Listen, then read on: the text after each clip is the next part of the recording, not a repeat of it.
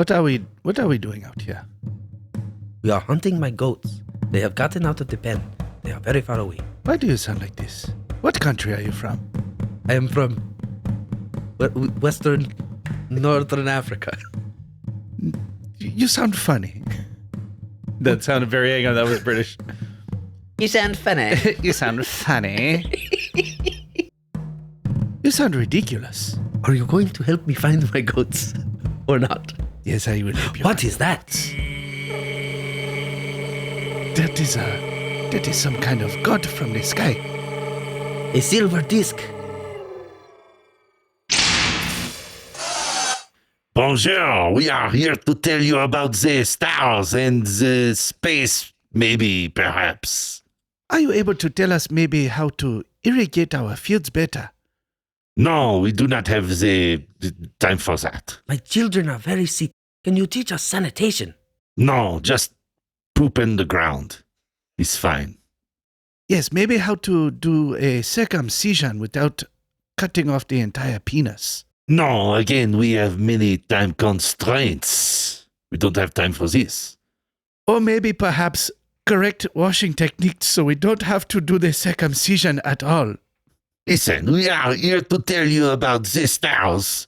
Do you see that one? There are actually 3 stars. 3. You said it has how many stars? I said 3. But I cannot see them. I Where are promise. they? I promise they are there. This is all well and good, but we are very cold. Can you teach us to make a blanket? No, we have to go now. Au revoir.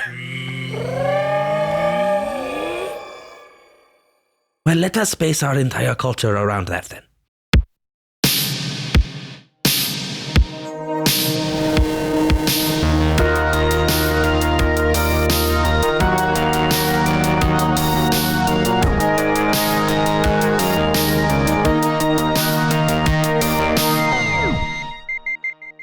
Welcome back, everyone, to Delete Everything Podcast, our mothership of consciousness landing in your rural mud hut village, offering the gift of knowledge of lost, forgotten, omitted, and deleted history. I am emissary Patrick Wall, and with me, as always, captain of the mothership, Riley Bowen. There he is, hanging out in the Mud Hut Village, did you say?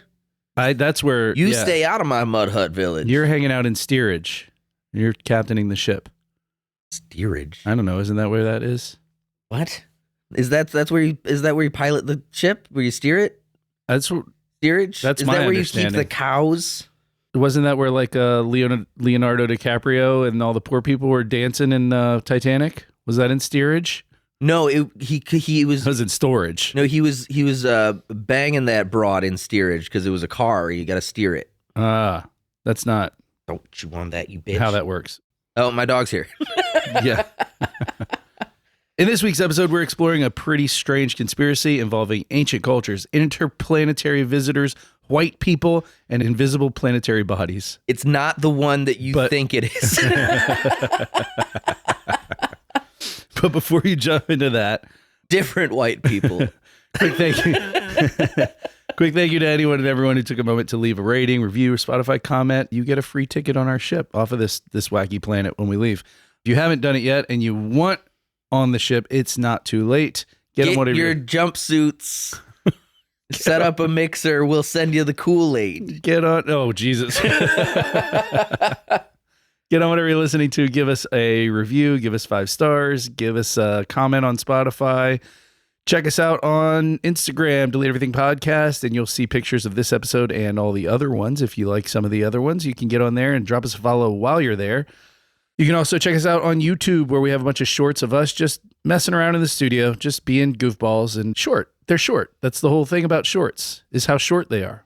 Check us out on OnlyFans to see some videos of us just messing around in the studio. Without shorts. After the shorts come off. Yeah, most of those YouTube videos are from our Patreon episodes, so it's not stuff that you'll hear on this feed. It's all our Patreon stuff. And speaking of Patreon, patreon.com/delete everything podcast. That is where you will get a backlog of like 70 bonus episodes. We call them boners episodes. We do call them, well, you guys call them boners episodes. That's officially canonical. We call them boners episodes. I know. I got outvoted on that one, though. I can still be salty about it. That's true. Yeah. The salty boners. I can still, have a record-breaking filibuster for, however long because I don't like that you won. You'd feel a buster. Wow, we are batting about a 100. Bingo, bingo, bongo. We're cursed by owls, and I'm very tired. There is an owl curse. Yeah, you got to tune into the Patreon to learn about that one, though.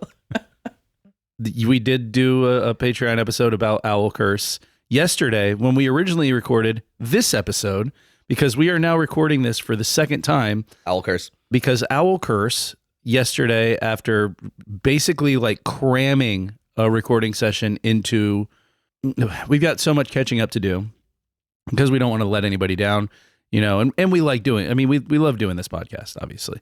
But, sometimes, some weeks, some months, it gets kind of hard with everybody's schedules and families and yada, yada, yada. So we managed to cram a bunch of recording into this week. And yesterday, it got pushed back from yesterday. Today's Tuesday. Yesterday was Monday. Today's Tuesday? Today is Tuesday. Fuck. So it went from like Sunday morning recording, and it kept getting pushed back to yesterday, Monday evening that we recorded. And we didn't start recording till like almost 10 p.m. Yeah, I was late. Because I got in a car accident on the way to the studio. Right. And I also had to do a bunch of like trench digging and stuff for work. So Yeah. I got out of work super late. So we're both exhausted. Patrick's Yeah. stressed out because he just crashed his fancy car. And I sent a lady to the hospital. Yeah, she's dead.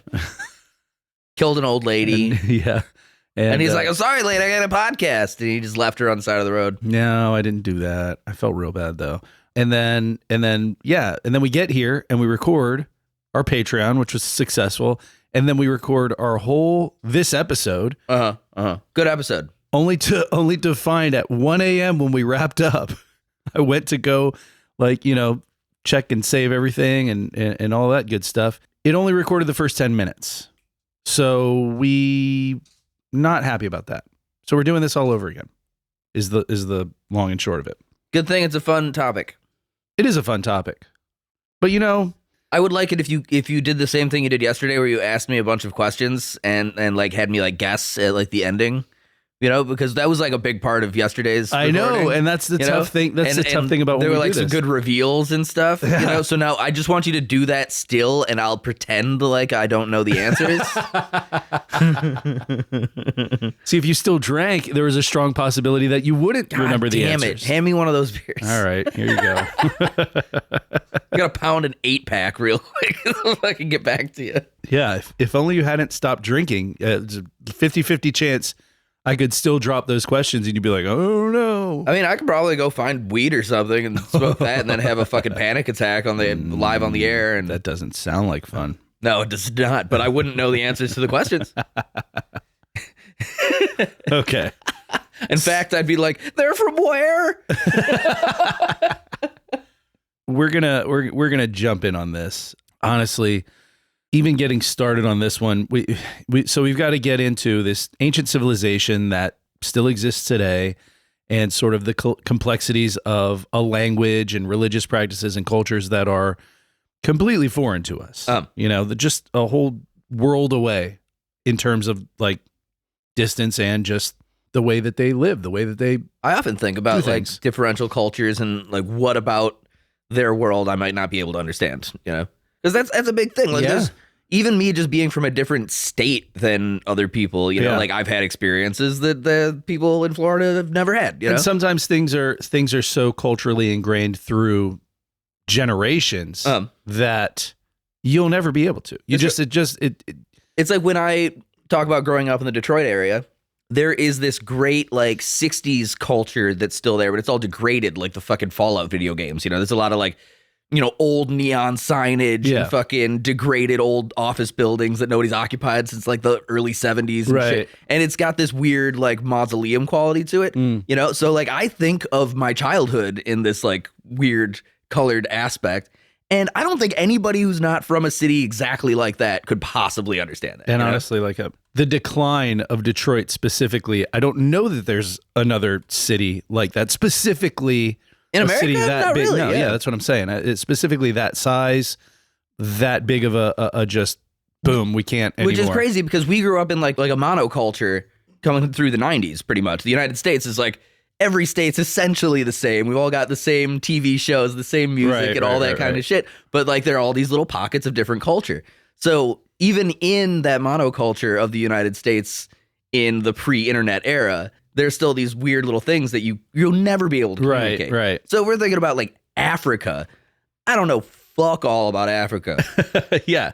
And I mean, Africa is such a giant continent that, you know, even within Africa, there's so much different, you know, there's so much difference between like north, south, east, west. So like I said, we've got to get through this civilization that's been there for 1,000 years, that's still there, and all of their language, religious practices, cultures, all this stuff that's different to us drastically. And then we have to get into astronomy and, you know, some colonialism stuff before we even get to talk about sort of what we think is going on here. Also, a quick, just a quick side note.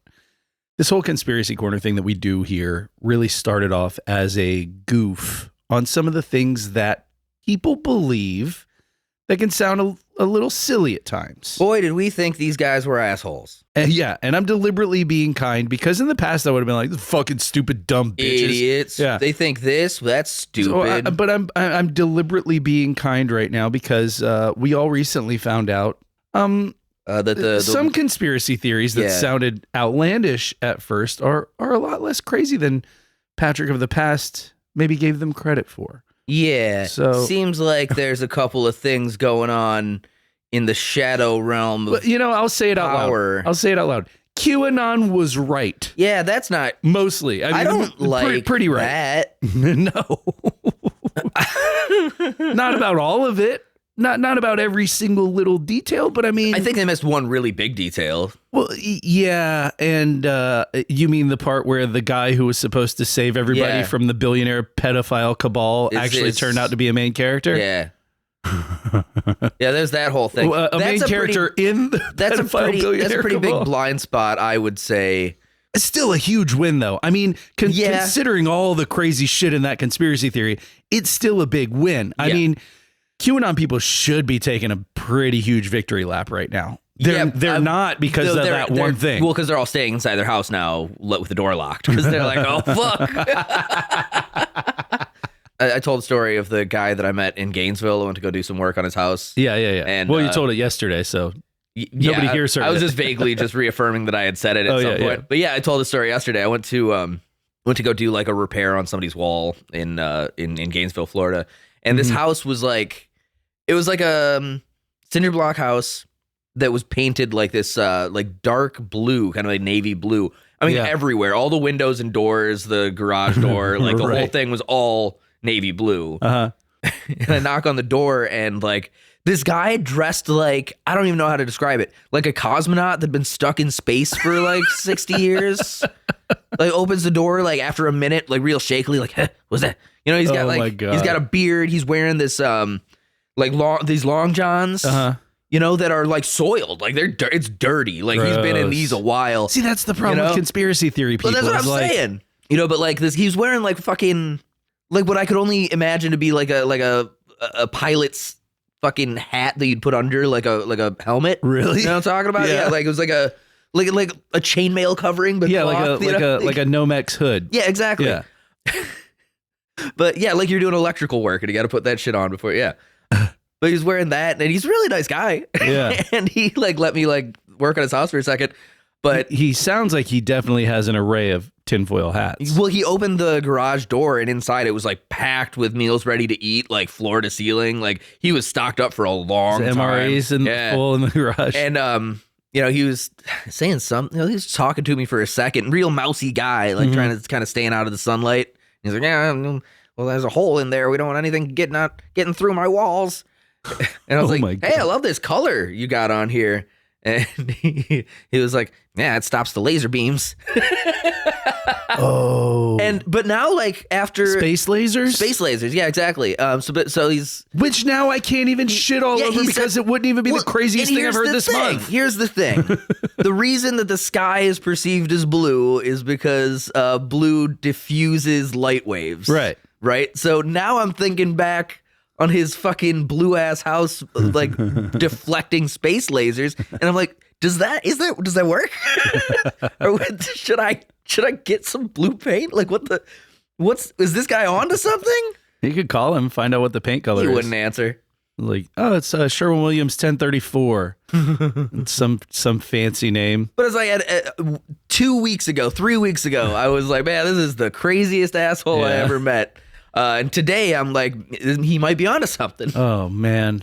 It's so... Anyway, I don't know how hard we can shit on conspiracy theories anymore. Well, conspiracy theories usually do have some sort of a truth to them. Like for a long time, people were saying the CIA killed JFK. And then, hey, who knows? 5 years ago, they released all those files that were like, yeah, we did. Jesus Christ. Did they do that, really? Yeah, dude. But they did it real quiet. They're like, yeah, we'll just open this file for you. It's okay. I knew they dropped JFK files, and I know that a lot of people were like, whoa, see? And I was like, I don't have time. They did the same thing with UFO stuff. They were just like, they released the file. It was like, it's been 60 years. I don't care. There's UFO shit all over the place. We don't know. Yeah. We don't know what the fuck's going on there. Yeah. Barack Obama said on an interview the other day, somebody's like, hey, are there aliens? And he was like, oh, yeah. I mean, I've never seen any, but like. Yeah, I saw that. Yeah. I saw that. Well, he was so nonchalantly like, of course, yeah. Of course there are aliens. Yeah, and I saw that he said they're not at Area 51. Yeah. They aren't there. Which is which is kind of what you would say if you were, like. Hey, guys, I don't know. They're I think definitely not at Area 51, guys. If I was a former look president, I would absolutely just be like, fucking, yeah, they're at Area 51. They're at Area 52. They're under, the former World Trade Center. You guys don't even know about Area 57. You ever see that movie Independence Day? That's all true. Yeah, you have too much access to too much classified shit to be able to just nonchalantly be like, yep. Also, we got dinosaurs, center of the earth, Agartha Brooks. It's all true. Well, not for nothing, but Tartarians. Michelle and Barack Obama were also both named in the Epstein files. So yeah, everybody's just be everybody needs to get shot. Everybody, just kill everyone. I mean, I am openly advocating for executing every single person in the American government and just living in free city states and fighting with swords. I said it on the pod a few weeks ago. I think the best thing we could do as a species is all just put down our phones, unplug the internet, walk into the forest, and... Oh, forest. I thought you were going to say ocean. Nope. Walk into the forest and just give it a solid 500 years before even any attempt at a reset. I mean, I'm a pretty staunch. Let's hold hands and walk into the sea. Because we're not doing this earth any favors. No. God damn it. All right. What else we could do, I think, would be good to take our brains out of our bodies and put them in robots. Because robots cannot eat children. They have no reason no to do need it. for human trafficking. Well, that's not true. Oh, and what do they want? Well, for work purposes. They just build more robots. They build stupid robots. If you have smart brain robots, then they'll just build idiot robots. What I'm saying, though, is that if we put our brains in robots, then we as robots will act like people, in which case we will try and subjugate other people to do the work. Because you remember that, somehow we'll figure out a way where it's that sci-fi thing I was working on about the brain and the robot? Mm-hmm. Well, the big crux of that is that robot has no physical sensations, so it can't do any pleasure-seeking bullshit. It doesn't get any. I don't know. Anyway. The Dogon people is who we are talking about today. Are they robots? They are not. They're people. That's you don't know. They could be Dogon robots. People. They are an African tribe in Western Africa. We're talking about the country of Mali, and they are near the Niger River. So if you look at the Niger River, it does like this real big bend. It kind of comes from the east and goes up, and then does like an upside down horseshoe, and then keeps going this way, right? Mm. So they're just south of the Niger River. Yeah, that's where they have been for like nearly 1,000 years. Where they came from before that is sort of up for debate. That's a different conversation entirely. We're not going to get into that today, but it is pretty universally agreed on that they came to this region in the 14th century. So like the 1300s. That's a good one. Nearly 1,000, solid century. Yeah. Could be worse. Could be the 11th century. Didn't even know any of this where we are right now was here. Wasn't. Not common knowledge. Just a handful of people were like, oh yeah, I know that place. I heard of that, yeah. Most of quote unquote civilized society was like, no, it's all over here, guys. But what do you got over there? Turtles? There were people in that area before that called the Telem people who had some pretty interesting stuff, but more than likely they integrated with the Dogon people when they came down from like northern Mali. They're not there anymore. And so maybe they got murdered to death, but maybe more than likely they probably just sort of all integrated into one people that are now there, right? Just one big person. Yeah. They all just amalgamated. They all formed like Voltron. Dogon is one guy. Hello, I am Dogon. Welcome to my civilization. Welcome to my village. So the Dogon live very primitively, right? They sort of farm these plains in southern Mali. It's called the Senogondo Plains. Mhm. They herd goats. They do like sorghum and like millet farming. So really pretty basic, pretty easy crops. Those are what do they call those? I mean, they're grain crops, but they're like base grains. Yeah. Super easy to grow. Yeah, They'll grow in like rocky soil and shit. Easy to grow, easy to store. Millet especially, it'll grow fucking anywhere. Right. So some of these tribesmen have cows, you know, the rich ones. They have a guy, the Hogan, who is sort of the leader of each tribe. So there's between 400 and 800,000 Dogon people in total. And there are several different villages. Each village has a Hogan. Ah, I see. Right? The Dogon Hogans. The Dogon Hogans. The Hogans of the Dogons. Yeah. The Hogan is he's a spiritual leader, right? And he's basically the oldest guy in the tribe's main lineage, in that village's main lineage, right? So whoever sort of was like, it's getting too busy over here. It's too many people in this village. I'm gonna go, down a little ways and start my own village. I want to be my own Hogan. Well, yeah. So the eldest living member from that sort of branch, that family, becomes the Dogon at some point in his life, right? The Hogan. The Hogan, yeah. He's already a Dogon. He becomes the Hogan. Is there like a prince version of this where you're like the Brogon? What? Well, if the Hogan has like a brother, call him the Brogon. Oh, I was thinking of musical artist Prince. Oh, yeah, okay. This is what it sounds like when Dogons cry. Wow. Mm. Yeah, maybe do they have any like dickhead asshole podcasters out there they could call the Jogons? The Joe Rogans? The Joe Rogans. Jesus Christ. So this is a patriarchal society. There is one particular thing about the Hogan that I don't love. After the Hogan is elevated to his position, I don't know, chosen, elected, whatever the process is to go, okay, you're the Hogan now. However he gets his job, he goes through a 6-month initiation where he's not allowed to shave or bathe. 6 months. Gross. Yes. Maybe that guy that I met in Gainesville was just a Hogan. I'm going through my Hogan phase. It's 6 months of this. I don't know, man. I don't love it. I really don't. I'm not. There's also some weird virgin shit. It's not like anything. I know we were just talking about Epstein files. It's nothing sinister like that. Just that a virgin who has not had her period yet has to clean his house and make his food and do his fucking stank ass, no bathing ass for months in the 1,000-degree African sun fucking laundry. So that's not a fun job. No, gross. He's like, I haven't even had sex or my period yet. Why am I doing this? She does go home every night. In fact, once the Hogan finishes his initiation, right, after this 6 months is over, the wife replaces the virgin. I guess they're like, okay, your shift's over. Wife comes in, and she also has to go to her house every night. Because you stank ass. Well, it's been 6 months. You ever bathed? I would hope. Can you imagine, like, if 6 months and 1 day goes by and you haven't taken a bath yet? Like, you nasty. Wash your ass. You're allowed now. You've gone 6 months. If 6 months and 1 day, you're like, I don't know, I don't feel like it. And like, oh god, you got depression already, or something. Yeah. What's going on? Fucking chips in your beard. First thing you should have done the fucking second you wake up on the 6 month and a day is like go jump in a river and just not even get out for the rest of the day. Just like, oh god, my balls, my armpits, Oh god, my balls, my armpits, my everything. Thank God. So yeah, once you're the Hogan, well, for one, once you're the Hogan, you get a sweet fucking red fez. Oh, that's cool. You get Red a- fez is pretty rad. You get a cool red fez to wear.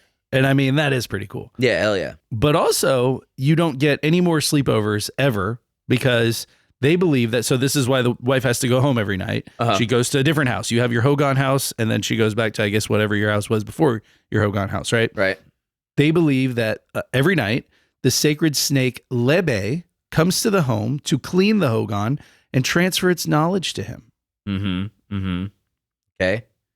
And that's it. That's it. So is this like That's why. is this a celibate lifestyle or is No, he I think you supposed- can still smash. Yeah? Maybe just not in your Hogan house. Hmm. Lebe's watching. Lebe has to make sure that Hogan before he comes in to bathe you and transfer his knowledge. The Does Hogan? the snake bathe you? Very carefully. I don't know. That's what they believe. He comes to clean the Hogan and transfer its knowledge to him. Okay. The Dogon also have some circumcision practices that I don't particularly care for. Male and female circumcision.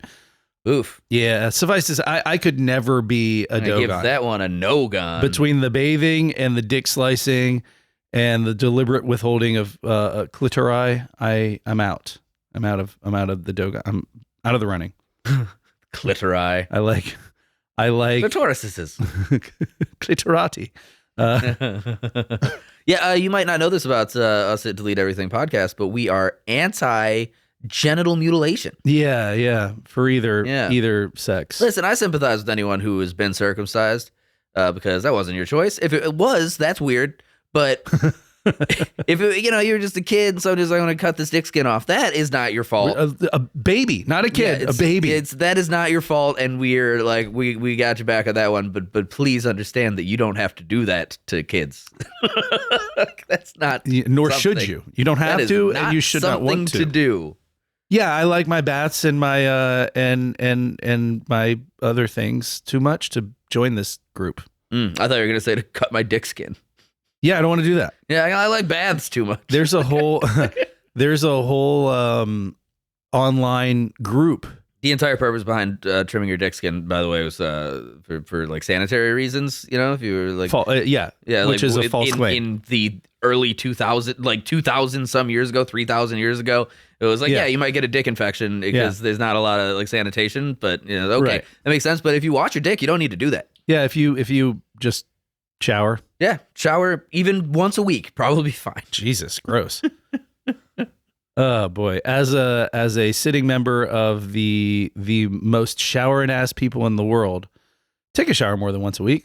Yeah, I mean, shower every day, but like, Twice a day is awesome too. But I'm just saying, if you Great. don't do that, if you live in the woods and you can only find your way to the stream to bathe once a week, you still don't have to cut your dick skin off. That's true.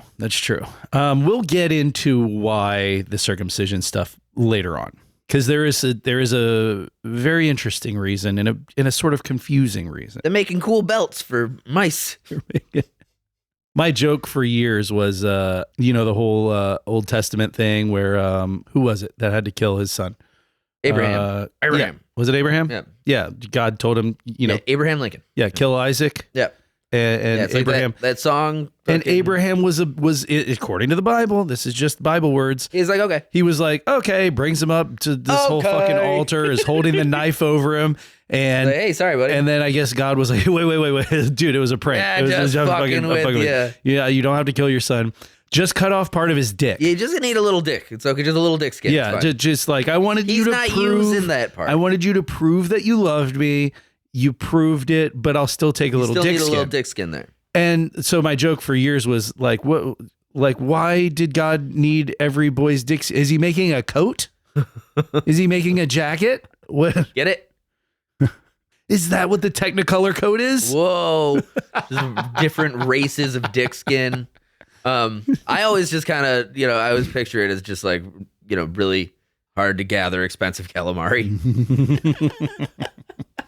No, we can't. Now that the Epstein files exist, we Damn it. cannot say that because Fucking pedophiles ruin everything. I'm trying to make jokes. they really do. God They really damn do. it. They really do. Fuck. All right. Also notable about the Dogon people here, Not pedophiles, as far as I understand. I have found no evidence. I mean, I'm not going to take a hard line on either side. Well, I mean, there might be some. They probably aren't any billionaires in the. That I can confidently say with 100% certitude. It seems to be that'll cut down their pedophile rates pretty exponentially. Oh my god! There's no war with the class war. Yeah. You're right. You're right. We say it all the time here. Say it all the time. No, also notable is, and also super interesting is the landscape where they live. They live in a place. Geopolitical landscape. No, just the landscape, just the literal landscape. Clitoral landscape. The trying to explore your clitoral landscape. No, it's in the vulva. It's called right below the pubic mount. Yeah, it's a myth.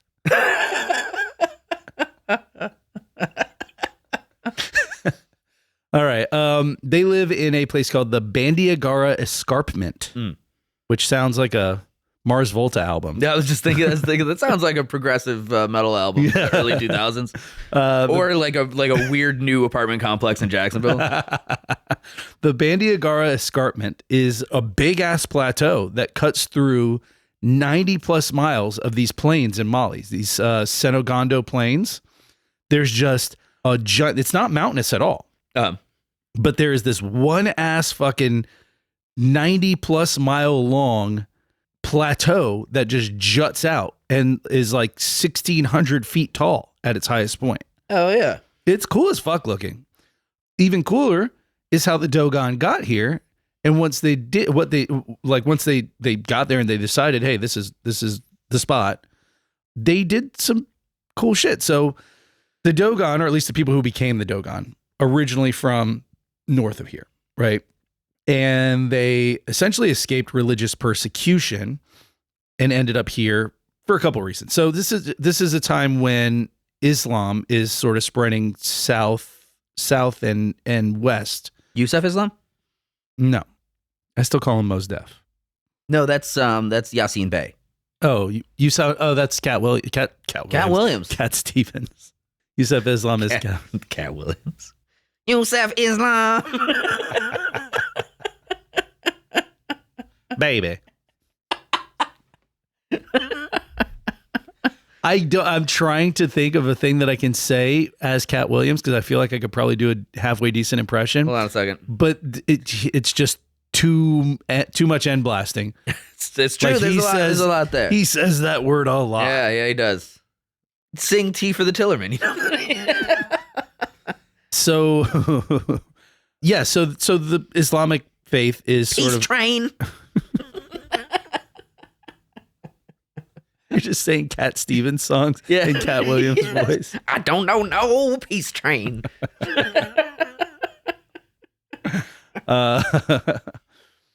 So Islamic faith is sort of spreading southward and westward from northern Africa, right? So as they get into Mali, not the drug, the country. I'm not making that joke. I made that joke on the recording yesterday. I didn't really need to. All the mosques are just EDM clubs. So as this sort of starts to spread, in order to not have to convert, they fled because they were like, no, we have our own religion. We're doing our own thing, guys. And then there was, religious persecution, as there always is with any major faith that starts expanding drastically. And so they were like, fuck this, we're out. Also, we're Dogon. Also, another thing is happening in the 1400s and 1500s and 1600s and 1700s. Oh yes, genocide. The North American slave trade. Same. Well, yeah. I mean, slavery was 100% happening before that, but race-based horrors. But based around supremacy. Yeah. With the discovery of the Americas at the end of the 15th century, that really supercharges that shit. The end of the 1400s all the way through the 1700s is just like crazy amounts of stuff. White people discovered the Americas and they're like, finally, a place for slaves. A new market. All right. I can keep so many slaves. So these Dogon people travel south into Mali. Like I said, they find this bend in the Niger River. They get a little past that. They see this Bandiagara escarpment and they decide this is where they want to be. And like I said, this spot is cool as hell. It's just this big flat plateau on the top of it. and it's not mountainous at all. Other than that, it's just like this place in, it's called the Sahelian Zone in the Senogondo Plains. The Sahelu? The Sahelian. Saheluan. The hair fucking from Avatar. fucking zone. Yeah. Yeah. It's a soul bond. No, it's a transition from the African Sahara in the north and the savanna lands in the south. It's like a transition zone. It's called the Sahelian. Yeah, it's like when you transition. Sahelian. When you connect your hair. Hair smashing. I haven't made an Avatar joke in a while. Yeah, you really have been sort of pretty good about that. Yeah, I'm saving it for my other podcast. Talking tar. Cramming Cameron. Chat and Cameron. So yeah, it's this sort of transition zone between Sahara and Savannah. Yeah, this just one giant section just was like, I want to be up here. And so there's just this big flat plateau with like really sheer cliff faces, like all the way around. Like a wider version of like Devil's Tower in Wyoming, but like not quite as tall. Sure. Yeah. Sure. So it's a giant tree. It's one of those giant trees that got cut down. Huh? You know that? Yeah. Again, we're not knocking any conspiracy theories anymore. That's just a big ass tree. Fuck it. But yeah, this is really cool looking, and this escarpment allowed them to build their villages with some pretty solid defenses, right? Because the ground slopes up until you hit the cliff face, and then it's just clear shit. It's clear shit face. Shit. It's sheer cliff face. I said clear shift face instead of sheer cliff face. I am clear shit face. It's sheer cliff face all the way up, and so the way they build their village, for starters, they like actually build into, it's like sandstone. The cliffs are. So they build into the cliffs. So they have actual like homes and temples and all that stuff like carved into the cliff face. Yeah, kind of like the Hopi Indians in the American West, or the city of Petra. Petra in Jordan, yeah. That's the first thing that came to mind for me. Which, as we all know, is where they keep the Holy Grail. Sure. According to Indiana Jones in the Last Crusade. I know. Only the penitent man shall pass. You've chosen wisely. But also what is interesting about this is that because it's mostly flat, but then it slopes up leading to the cliffs, is that they have stuff carved into the cliff face, and then the village will basically start from the top there and then just ride the slope down. So no matter where you are in the village, you have a pretty solid like you can see view. You can see forever. Yeah. Right. Nobody can come from behind you because that's all cliff face. Pretty solid defense, yeah. So yeah, unless they have when you go down on the rope. Oh, okay. The motion you were making was very unusual and looked like you were fucking something. You talking about repelling? I don't know why this hand was doing. Yeah, you this. put your hand down to your dick, like you were holding your wiener, and then thrusted your hips. Which, I mean, if you know repelling, I mean, yeah. I was holding the rope. Yeah, see? Yeah, it looks... By the way, the other hand should go back here, but then it would kind of maybe look like I was putting a thumb in my ass. Yeah, unless the invading army has repelling technology, then... Put a thumb in your ass then you every day and you do this thrusting. It's like you're riding a hobby horse. Jesus Christ. So yeah, if you come out your front door, the huts in front of you are all going down the slope, so you can come out and look across the entire plain. So anybody coming to invade or to round people up to sell to slavers, you can see that shit coming, right? So I don't know how you could roll a rock down on. I really don't know in terms of like warrior class, fighter class in these in this Dogon society. Like I don't know how human fighter paladin. I don't know. I really didn't come across any research as to like how vicious of fighters they are. But I mean, hey, listen, start with a solid defense and then work your way from there. If you're up a hill, you just start throwing some rocks down the hill. That's true. That works real good. Yeah, you're not wrong. So yeah, like I said, it starts at the cliffs and then the villages sort of go down and out from there. And we'll post photos of this. If you're impatient, you can just look it up yourself. I don't want to go to Instagram. I want to type it into my browser. So that's pretty fascinating. Homes up homes up a cliff face is cool. I like that. I like the research, like the reoccurrence of it around the world. By the way, the Telem, the people that were there before them, also there are still they did cliff burials. So there are still areas along this escarpment, like a mausoleum. Yeah, in the cliff face. So that's still there. So the Telem also previously used these cliff faces, and there's still stuff that was carved out from before the 1300s when the Tellem were there Oh, and had like burial practices in the cliff and all that shit, which is pretty fucking cool. go tell them on the mountain, huh? Also pretty fascinating is the way they set up their villages and some of their religious beliefs and festivals and all that stuff, which we're going to talk about in pretty solid detail. For starters, they set their villages up to match star constellations. They're arranged cosmologically. The villages are. That's right? cool. It is cool. What It's does- not. It's what- do you mean like they? So like, my question about that is, do you mean like they have their villages kind of spread out to match like this is a star cluster, this is a star cluster? no like particular to. They have one right here because particular to a there's- constellation. There's a constellation up there, so they've got one down here. Right. So the constellation's up here. So say there's like a star here. But they don't have, That's like, a- where they build their main buildings. They don't have like a village shaped like the Big Dipper. No. Right. But so to use that as an example, like you would mirror the Big Dipper where your most important buildings are. Right. Okay. And those would get built to mirror the Big Dipper. And then, other stuff Oh, that gets makes built sense. That makes a around lot it. of sense. Okay, I like that. Yeah. And it's not a new concept. The Mesopotamians, the Egyptians, the Greeks, the Romans, they all did the same thing. The notable difference is that each of those cultures were like peak civilization and technology and everything for their time, right? Yeah. Science, medicine, you name it. They all had these historical empires, and the Dogons are like decidedly not that. Yeah, still just primitive goat culture. Yes. Yeah. Like by no stretch of the imagination are they, and we've talked about this before on the pod. We talked about it yesterday when we recorded.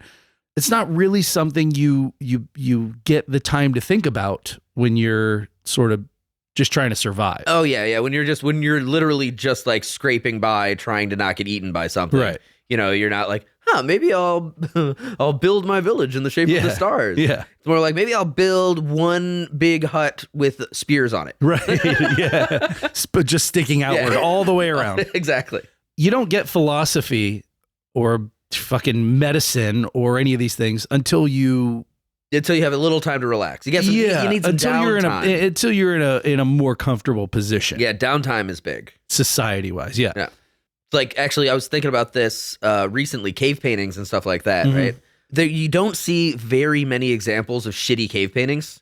Like they're primitive. They're very rudimentary drawings. Yeah, they're generally going to be pretty rudimentary, but they're very few like sites of like practice sites. And you'll see them sometimes. There are caves where it's like, oh, they were learning here. Where Og was They were, like, like, let me try some perspective. yeah, but I want to do it in the shitty cave first. Like, I'm not gonna draw this dope ass buffalo in the big main crystal chamber of Right. like, I'm gonna. Well, it's like you don't buy the 6x4 foot canvas Yeah, right. Yeah. before you do the painting on the. You want to know what the little guy's going to be like, and yeah. then you can expand. Yeah, so like, but the idea that there is a practice cave even indicates that like there was time and leisure to do these things. Right. with. He was able, like Og was able Or to. Og was just lazy. He was able to separate himself from his tribe by himself. He was able to bring supplies to burn a fire. Well, at night. I mean, like, listen, maybe Og just never really got on with the guys. Maybe he was always like hung out with the ladies more often. It was He was like a an little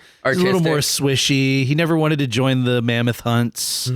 He was to fucking cave draw me like one of your Cro-Magnon he was girls. always more into like stitching pelts together for and he was really good at it. I mean, some of the stuff he made, my God.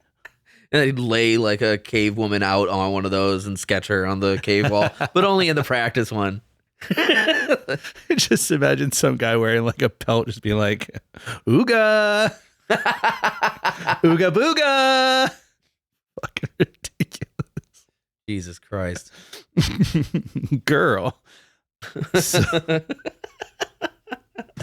Oh, Og. Okay. By the way, it is important to note the whole constellation setting up is not consistent across every single Dogon village. All of the research into these guys really started about 100 years ago. So we're kind of compressing 100 years of really very limited 100 years of white people learning. Western culture, contact. So there are a lot of unanswered questions, and some of these older Dogon villages do exhibit this archaeoastronomy, which is what that's called, like building your town to correlate to a constellation. Sounds like a fucking Dream Theater ass, like fucking Archaeoastronomy. orchestral tech metal band. Oh, this is the new archaeoastronomy. They're just gonna play a G chord for like 20 minutes, but it's gonna be real chunky. Right. So a lot of the older Dogon villages do have that. Some of the newer ones don't. And by the way, they are all specifically centered around the Sirius star system. Not the Silly Billy star system. Mm-mm. That one took me a second, and I don't know why. I think maybe because I was thinking of like Sirius satellite radio and not the actual word Sirius Sirius. XM. Yeah. Sirius Black. Sirius Black, yeah. So because it's not consistent, like the newer villages don't. I mean, the Harry Potter this as character, much? not like DMX. Fucking what? Is it serious, dude? Like barking like a dog and shit? So because it's not consistent, there isn't a scientific consensus because, they're going to argue back and forth. And also it is traditional for the Dogon people to structure their villages symbolically around a different thing, which is the human body. Traditional village layout represents sort of like at the top of the village is the head of the body, which is where the Hogon's house is because he's the spiritual leader. Below that would represent the chest, and that's where like all the meeting spaces, places for trading and stuff like that. Basically your common areas in the village. And then going out to either side from that, representing the arms, are like the family compounds and huts and all that stuff like that. Going down, the legs is like the entrances and exits because they try to sort of fortify that. Right. So the entrance and exits of the town. And then in between those entrances and exits, representing the balls, the genitals, are where they store their granaries. Yeah, you keep seed in the balls. You do. Yeah. With the pee. Yeah, well, yeah. Yeah, I mean, that's a fertility symbol. Is it literally? Is it like, do they have like, is the area shaped like balls? I don't know. I don't think so. Or is it like androgynous? They just do two granaries side by side. And then a silo. It is. I think it's androgynous. I don't think they do it. It's like a peenie vagini sort of area. It is a peenie vagini area. Yeah. You're right. Huh. These are very peenie vagini people. Way to go, Dogons. They are so much more than you think. We are going to get into that. They are a very peenie vagini people. But that's pretty cool stuff. But again, because in my headphones, I heard myself laugh. I laughed like a baby just then. Did you hear that?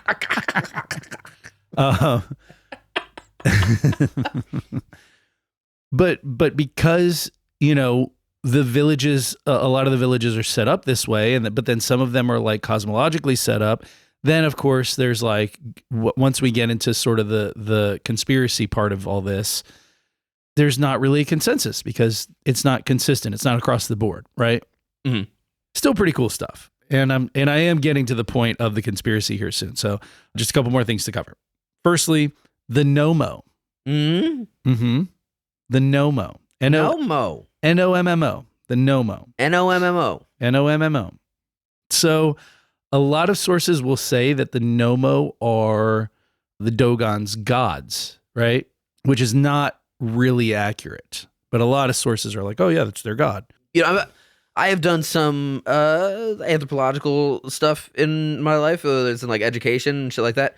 I've found primarily when talking about tribes, anytime that a tribe has any legend or myth or anything like that, whatever like study person will be like, yeah, that's their gods. It gets misinterpreted. Yeah, it's like when you talk about a lot of African cultures and they talk about Anansi, the spider god. Yeah. Not a god. Not a god. Not even a little bit. Just a guy. Kind of an avatar for guy who was a spider and a man. Yeah, kind of an avatar for clever people. Yeah. That's about it. So the Dogons have a god, and he's called Amma, A-M-M-A. Uh-huh. I'm going to give you a very nutshell version of the Dogon religion because I am certainly not an expert, but this is all according to accounts recorded by a couple of anthropologists. Starting in the 30s, they started going to Mali and spending a lot of time over the course of 25 years. I did a lot of Mali in my 30s with the Dogon people.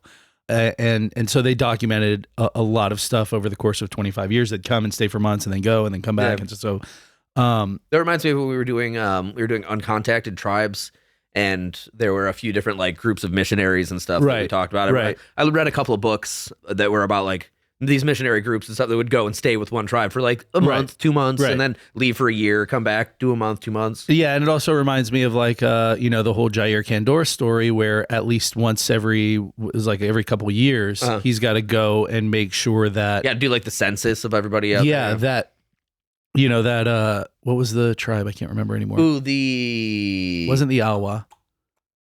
Is that the one Awa- that with the fucking owl curse? No. It was another. The Awa is a rainforest tribe, but it's a different rainforest tribe, I believe. Anyway, yeah, he's got to go and make sure they're still there. Otherwise, that area won't stay protected. Yeah. Yeah, because if they don't have like an updated census, then they're not going to be able Right. to. Then they go, go ahead and cut down all the so trees. anthropologists, researchers, it's just same thing with like Jane Goodall and the apes and stuff like that. Yeah. She'd have to go out and check and make sure they're all there all the Right. time. So these anthropologists, by the way, that I'm getting a lot of this stuff moving forward from here are Marcel Griol and Germaine Dieterlen. Dieterlen. Germaine Dieterlen, who, by the way, is a woman. Jermaine. A woman named Germaine. Jermaine. So this is what the Dogons believe, right? The universe began as an egg created by Amma, right? Whole universe in an egg. Uh-huh. Inside of this cosmic egg, the 4 elements existed. Kawahiva. The Kawahiva tribe, yep. Inside of this egg, the 4 elements existed. The seeds of all things were encoded, Uh-huh. and order and disorder were in tension. Very yin and yang, very duality sort of thing going on there, right? And there's a lot of Dogon duality stuff. Right. They're real heavy into it. But yeah, that's Amma's egg, right? It's got the 4 elements, the seeds for every single thing that exists, and it's got order and disorder sort of in equal parts, right? Right.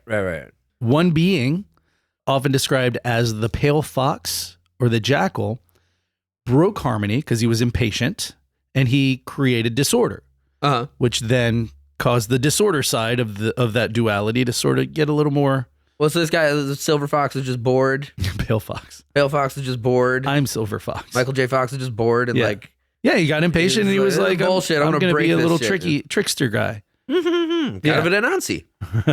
Yeah. So in order to restore balance, So many legends of just like a deity or being or demigod or something. Yeah, It's that's just like, just like- I'm bored. I'm gonna fucking destroy everything. I want to Like, do pranks. Yeah. But not fun ones. I want to make this river destroy a culture or some Yeah. shit. Like, Not fun pranks, real mean ones. real mean ones. Uh, I'm gonna go rape somebody. Jesus. As a goose. He. I'm such a stinker. Honk honk. God damn. But the thing that the central thing around mythologies is that when you can't explain why something happens, then you have The to gods create must a be crazy crazy, yeah. thing. So some lady gets pregnant, and you see it across a lot of religions, a lot of them. Some lady She's gets like, pregnant. honey, I swear didn't it was do God. It was a goose. I let a goose fuck me. That's not the same as a man. It was like a divine being. I don't know. What do you say no to that? I thought this kid was gonna have feathers and fly like I an didn't think angel. God could knock me up. Jesus. Ooh, Jesus. It's got a ring to it. Speaking of, I think I like that name. Oh, whatever you want, I'm leaving. I'll be outside building a table. Fucking just angry carpentry. Fucking fucked God. I have a lot of familiarity with angry carpentry. It doesn't work well. You can't do you that. cut stuff wrong. You're like, God damn it. Yeah. You cannot be angry and carpenter. You put a fucking brad nail through your hand. You're like, fuck. God. In fact, yes. Yes, you sure will. I did the Right through the finger. Yeah, I did the brad nail in the boot that went into my foot. Mm-hmm. That's fun because you can't take the boot off till you get that shit out. Nope, mine went through the tip of my middle finger Yeah. and out the fingernail. Right through the middle of my fingernail. That's rough. I got a fingernail thing. I don't like that. I didn't like it either. Puts me on edge. So, Pale Fox creates all this disorder, right? We were going to do a series, like a comedy series called the kung fu construction crew when we were doing construction together. Patrick's cool construction name was Bradley Naylor. That's right. Yeah. Bradley Naylor. I can't remember mine. It was pretty good though. I think I have it somewhere. Like we worked in my out. phone. I like didn't accept a nickname for a long time until finally one came across. I was like, oh, that's the one. Fuck it. But I don't remember what it was. I don't remember anybody else's. I remember Brian's. Brian's was Lars Strikeface. Lars Strikeface. Yeah. Because of like large Strikeface hammers. Large Strikeface hammers. Yeah. Lars Strikeface. So it was going to be like an A-team type thing, but with construction. I do have a cool trailer for that still on my phone somewhere. Yeah, that's I might put that up. That'll be fun. Hell yeah. So, like I said, Pale Fox, disorder. Operation Pale Fox. To Behold a pale fox. To restore balance, Amma sent the Nomo to Earth, right? Here's where we get interesting. The Nomo descended to Earth in a spinning vessel accompanied by fire and thunder.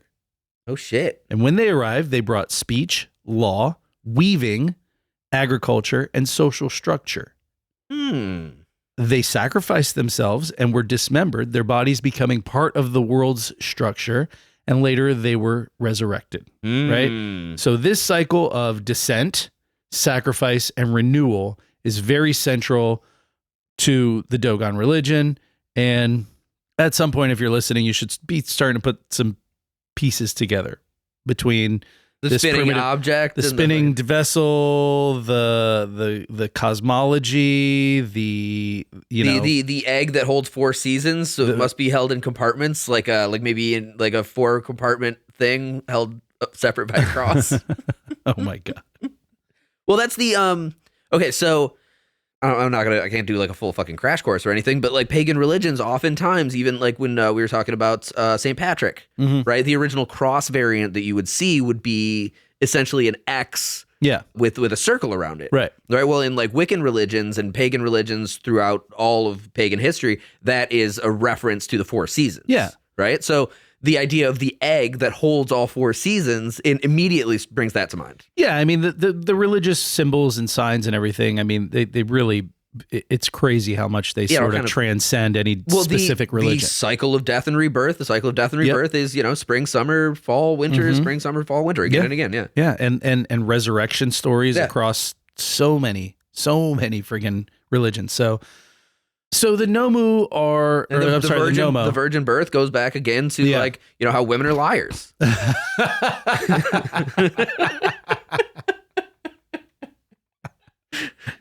And they'll always hurt you. It's the cycle. It's the cycle. You fall in love, they bang your friend, then they have their baby.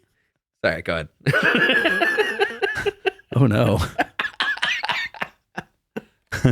So the Nomo are cosmic ancestors of Amma more so than they're gods necessarily, right? Which is what a lot of sources report. So just to give you a little description of these Nomo, they are basically cosmic amphibious fish people, right? And beyond being, I guess, fish aliens, there's religiously some pretty in-your-face symbolism. Are they hot? Do they have like hot fish bodies? I'll tell you in a second. I'll tell you if you wait. Tell me. No. I want to know. The anticipation makes it hotter. They have fish tits. Behind you know how you can tell a female alien from a male alien? How? They've got tits. Do you know how you can tell if they're aliens? How? They got 4. It's so dumb. That is from John Hughes' 16 Candles. Like I said, there is some pretty in your face symbolism with the amphibious thing. Shut up. So in this region, water is synonymous with survival, right? You're in a pretty arid zone, right? So water in Dogon symbolism represents life and fertility and order and the ability to survive. So the Nomo are embodiments of sort of this life-giving balance. They represent the ability to survive. Right. This amphibious sort of like whatever, right? These fish creatures that symbolize water also represent like birth and rebirth and life and stuff like that. And wisdom and yeah, all kinds of things. I mean, look at what they brought. They brought speech, law, weaving, agriculture, social structure, all the things that we need to survive. We got the 4-section cross. We got the fish symbolism. Yeah, and they're water people. It's a very, very Pisces oriented sort of Christ thing. I like that. Yeah. But also what's interesting is that, again, it's not the only culture that's got sort of fish business. Fish people. You know what I mean? Like these wise, mysterious fish people. Kind of, you see them across a lot of cultures. Yeah, there's stuff in Japan, a lot about like Japanese fucking mermaid folks. In fact, ancient Greece. If they had this ancient exact Rome, if they had this exact same thing with the Nomo going on in Japan, probably the Japanese people would say Nomo arigato. Oh God, I got to get that one out of my system. Yeah, good luck. Good fucking luck, asshole. Fuck you. Throw up. I've just been trying to get Patrick to kill himself this whole time. That's what this whole podcast So is. close. I'm so close. Any day now. Swan dive off an 8-story building. So this brings us all to the Sirius star system, right? And for those of you who aren't familiar with the Sirius star system, or Sirius in general, it's not just a satellite radio company or a dog man in Harry Potter. It's the stable of recording artists for Sirius XM. Those are the those are all named for the Sirius star system, aka the Dog Star, which is Keanu Reeves' rock and roll band. It is. He plays the bass, and it's nicknamed the Dog Star because it is in the Canis Major constellation, and Canis is Latin for dog. Big dog. Canis Major. Yeah. Big dog, yeah. Big dogs run hot, yeah. If you can't run with a big dog, stay on the porch. That's it, yeah.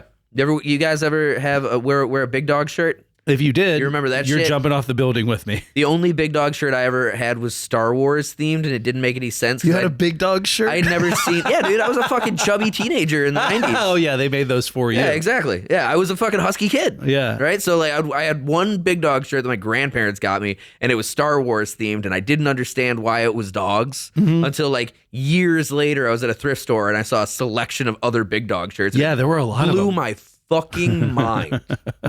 Big Dogs apparel, man. That was hot shit for a while. Yeah, big dogs run hot.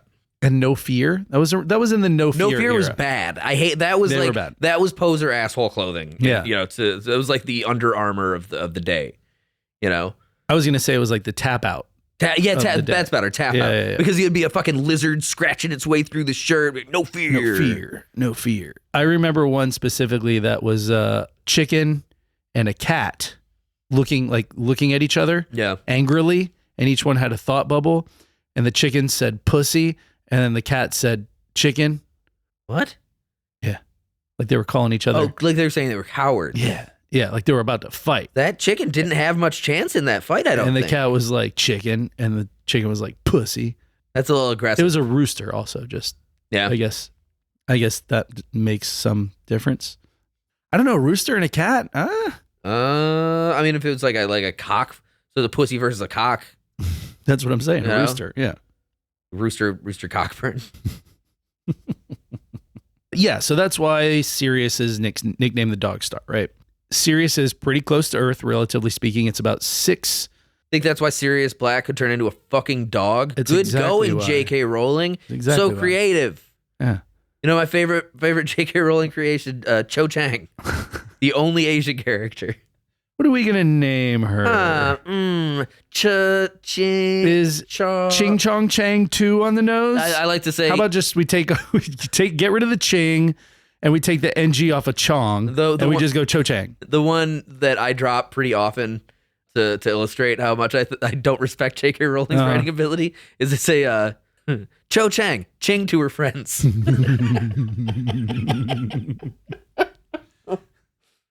Okay, so God damn it. Like I said, Sirius is pretty close to Earth. It's about 8.6 light years away. Yeah, right there. It is that's close, space-wise. Sure, yeah. It's the brightest star in the night sky. Every single person who's ever looked up at night, pondering their existence and, the nature of how unimpactful we are as individuals. And thinking like, God, why? Even how unimpactful we are as an entire fucking species has looked at Sirius before. Lord. Even if they didn't know that they were looking at Sirius or they didn't know that Sirius was even a thing, you've seen it. You've seen the star, and it's been a super important star for like the entirety of human history. As opposed to all those other useless bullshit stars. Well, the Egyptians used its movements to track their new year and the yearly flooding of the Nile. So the first visibility, that's the word I'm looking for. The first visibility of Sirius on the horizon at dawn during the year is like, that's summer. And the Nile's about to flood. All right, that makes sense. I can see that, yeah. The Greeks tracked its movement to know the peak of their summer months. That's actually where we get the saying, the dog days of summer. Is because when, like, whatever position Sirius was at in sort of the peak summer months, that's how the Greeks were like, oh, it's going to get real hot for a while. I always assumed it was because that was the part of the year where dogs would eat you. Because it was so hot, they were going crazy. I gotta eat people. Oh, they're nuts. They all got rabies. Polynesian navigators, which I, to this day, consider some of the most impressive ancient history that we have.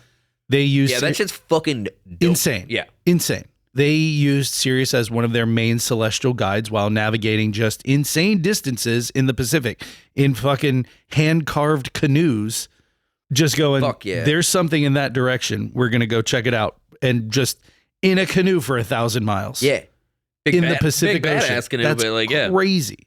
So this star has four... Also, it's the best part of Moana when they do that song. Away, away. That's just cool. With all the ghost navigators? Make way, make way. Ghost navigators? Yeah. They don't have those.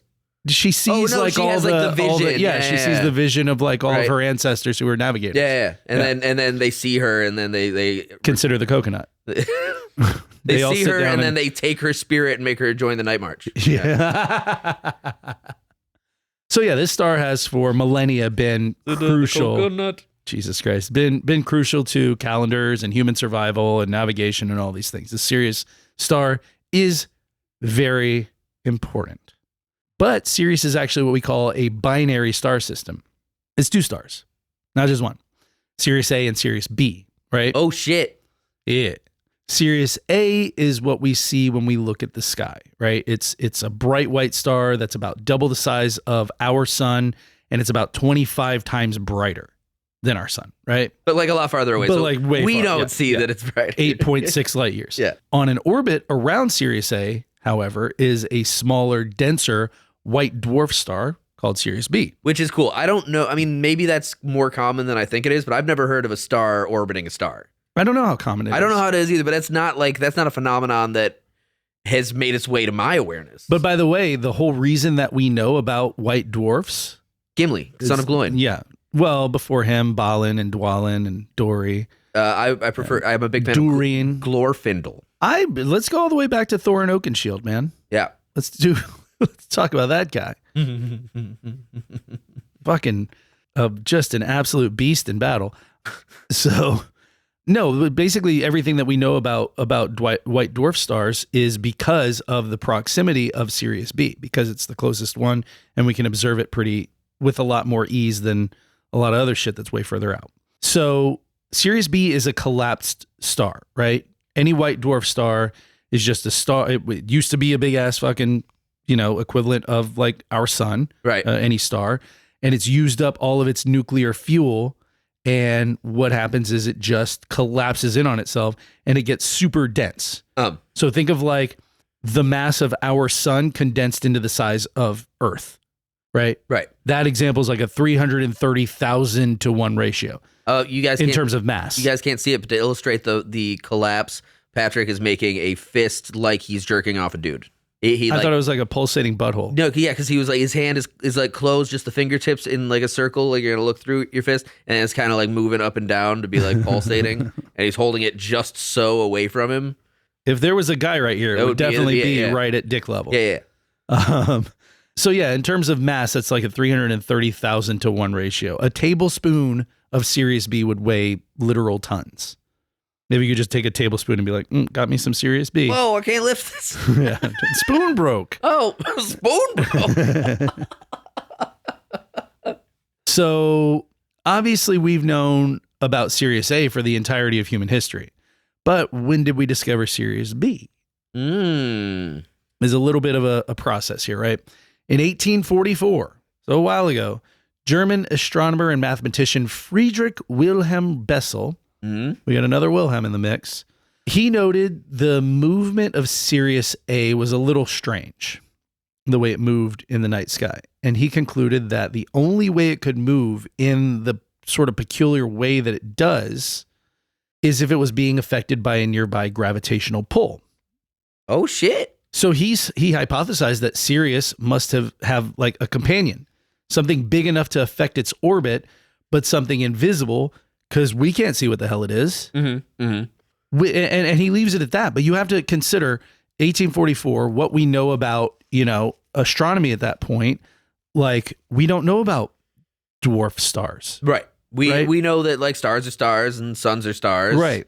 We the concept of like there are solar systems around the stars out there is like very telescopes very in are still play. very basic for the most part. Fairly rudimentary for that sort of device. So it's sort of this crazy like mind bending concept that like that star is moving strangely, and the only way that it would be moving this strangely is if there was some sort of gravity pulling it, but something with enough gravitational pull to affect that star.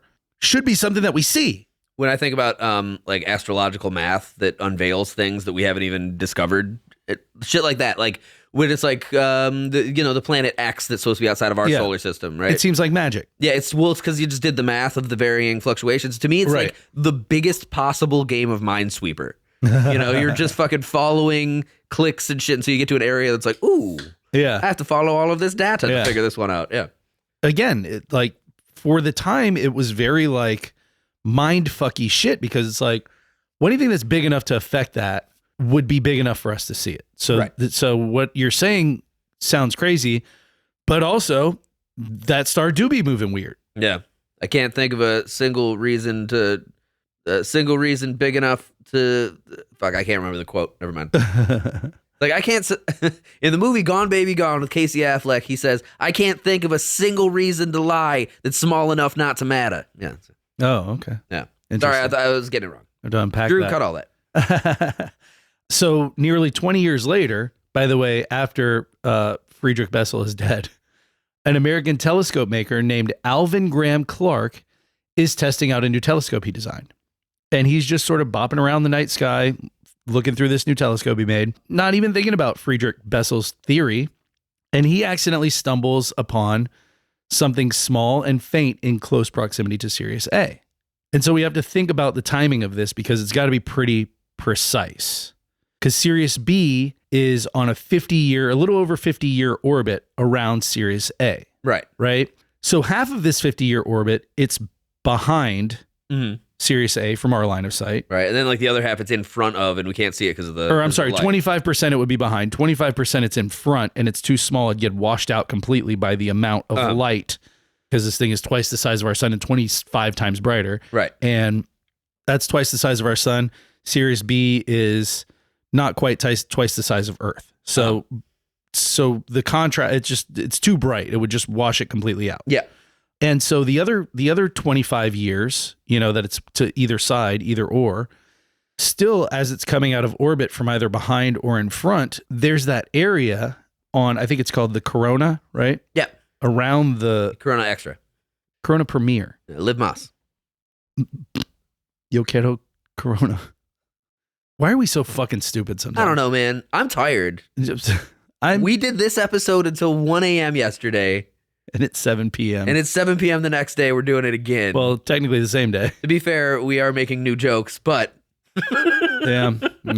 But they're not as good. I disagree. I know, I'm kidding. What was the one that I said earlier? That was funny. We're really taking a quantity over quality tact today. Yesterday was quality and less quantity. You take quantity over quality all the time. Dicks. See, that's a perfect example. Perfect example of what I was just saying. So yeah, as it's coming out from either behind or in front, it's still got to get. It's still got to get. Can you stop making all of my hand motions about jacking guys off? Well, because you just said when it's coming from behind or in front and you're jacking it off, it's like it's not my fault. It's funny. We just talked about dicks. There's still an area to either side where it's got to get a certain distance away before it's visible, before the light refracts off of it and we can see it, right? So if it's still inside that corona, What is this? How is this sexual at all? What am I doing? I don't. Well, see, now I'm just thinking of you like I'm just thinking of there being a dude in front of you this whole time. So every hand motion, And I'm you just make- circling his belly button? I mean, belly button, butthole, balls, whatever. So he's got the boner, and so what he's doing is he's just making like a circle with his finger. You know, I'm making the motion. Now you can't fucking see that. But then I was picturing a boner there, so he's just kind of sword fighting it. Oh my God. Gay. Okay. So what I'm saying is that the timing had to be right on Clark finding this, just being in the right place at the right time with this telescope. Yeah. What the fuck is that? Yeah. So he sees it. He's like, what the hell? He ends up, bringing it to some people who work in the scientific community, astronomers, whatnot. And it gets confirmed. There it is. We see it. There is a second star. Yeah, he brings it to his wife. He's like, honey, look at this. I found another star circling a star. And she's just like, dude, get a fucking job, okay? He has a job. He's a Fucking telescope maker. Nerd. Sell the telescope, for fuck's sake. I could have married your brother. He's a doctor.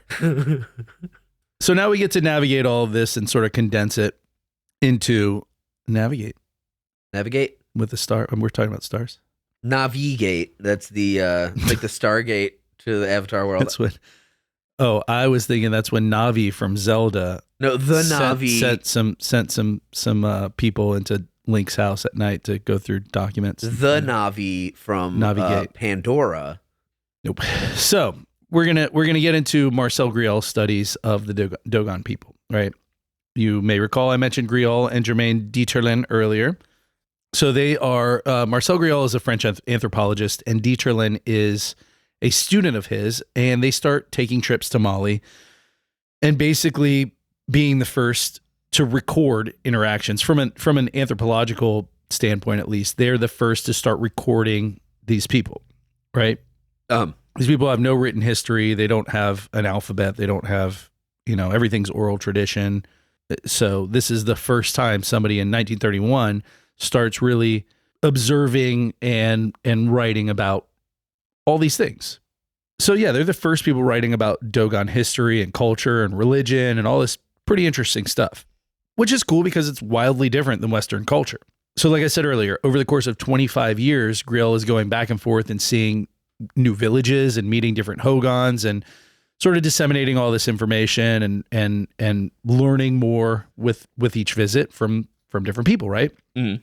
And sort of getting through the language barrier and all this shit that, you really have to be able to do when you're dealing with a basically uncontacted tribe. Right. Or at least limited contact tribe. They were never really isolated. They still traded and stuff. Right. The way that the art and the architecture that I saw from pictures reminds me of is like the Australian Aborigines. Yeah. There's a very, very, very like primitive African tribe. Right. Like, that's like the kind of like their roots go back to the first African tribes that like traveled essentially. So the Dogons kind of remind me of that because it's all very star and mythology based. Yeah, but that is still true. very They are very primitive. star people. But like the Aborigines have this crazy mythology and like a language that's pretty impenetrable to like outsiders. Interesting. Yeah. Well, so Grial starts to learn more and more about their religion, right? He's been back and forth. At this point, we're going to talk about 1946. He's been back and forth for 15 years. And he and Dieterlen have worked out so much about the Dogon people through, like, even through this language barrier. And they're kind of impressed by how much they seem to know about things that, like, you wouldn't think. Like, they know a lot about human anatomy and physiology. Mm-hmm. They know more than they should about making medicines, methods of calculation, and then specifically astrology and calendars. Right? For this primitive people, they have a pretty solid grasp on all these things. Like I said, none of this is particularly new stuff, right? It's in the past. That is the knowledge of empires, though. And not, living off the land in huts knowledge. Yeah. Right? Right, yeah. So that's why it's impressive. Is like, yeah, other cultures knew about this shit. Cultures that were like pinnacle fucking society. It's just like you said, like that kind of information, that sort of knowledge usually comes from the fact that like all right, we're settled here. We have an army to protect us, Yeah. and now we can have people fucking dick around with math You all the got fucking time to recline. Yeah, we got a person who can literally just sit in this room and read shit and write things down in little fucking little scraps of paper and be like, oh, the sky. Once the concept of days off exists. Well, it's the story of like every time that there's well, throughout history, maybe not this most recent time, but every time there's like a big pandemic in history and there'd be a quarantine, like the year after that, there'd be some massive fucking scientific breakthrough in like every culture. Yeah, it doesn't surprise me at all. It's because everybody's like, well, locked up here for 18 months. Might as well fucking dick around with some books.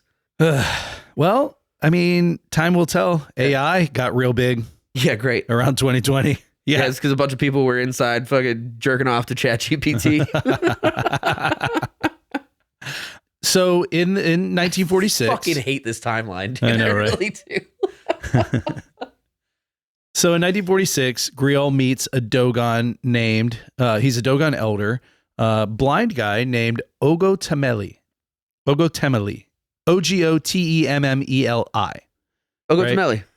Yeah, so he meets in 1946, he meets Ogotemeli, and Ogotemeli gets very into talking to Griol. He likes him, he wants to talk to him, he wants to teach him all about like various religious symbols and signs, and in like pretty heavy detail, right? Specifically, he spoke at length about the Nomo, right? Who he also referred to as water. And he described them as having green skin, covered in green hair, and they were formed like humans from the loins up, but serpent-like below. So to your question earlier, titties. Titties. Cool. Mermaids. Their eyes were red, their tongues were forked, and their arms were flexible and unjointed. Fucking hot. Also, they are hermaphrodites. Tight. Best of both worlds. Hell yeah. Chicks with dicks. But, okay, so quick little break, because again, we talked about the significance of this whole duality thing with the Dogon, right? Uh-huh. The fact that they were hermaphrodites was like this very like, what's the word I'm looking for? Lazy depiction. Like, wait, can't pick one? No. Like it's like this is reserved. This is a holy being. You know what I mean? You know what I mean? Like, so part of the part, and I think, and this is just me speculating here, I think part of the whole reason for the circumcision practices in the Dogon people is that the foreskin on a dick Is gross and they don't want to look at it. is because it opens. Sorry, the hand motion he's making is pretty insane. Looks like a Langolier, you know? It looks like what are the Tremors guys? A graboid. A graboid, yeah. Did you ever see Langoliers?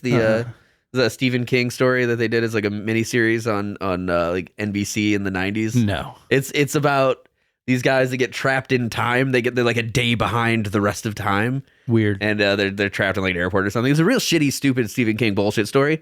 But like the whole kicker is that there are these things, the Langoliers, that eat time. So there's like this little like midway point between now and then, and they come through with their look like fucking Pac-Man. If Pac-Man had like a trisected mouth, they go, rah! Yeah. I hate that.